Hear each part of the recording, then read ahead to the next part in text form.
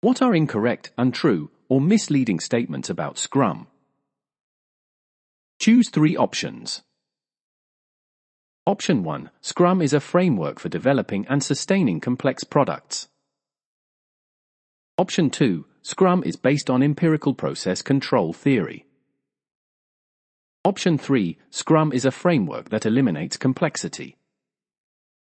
Option 4. Each component of Scrum serves a specific purpose and is essential to your ability to use Scrum to develop complex products. Option 5. Scrum is like traditional processes, but with self-organization to replace project managers. Option 6. Scrum is a methodology where you can pick and choose which parts of Scrum you think will work for your environment. The correct answer is Option 3, Option 5, and Option 6. Scrum acknowledges that complex products and environments are inherent in today's software development landscape. Scrum doesn't eliminate complexity, it provides a framework to manage and deliver value iteratively in the face of that complexity.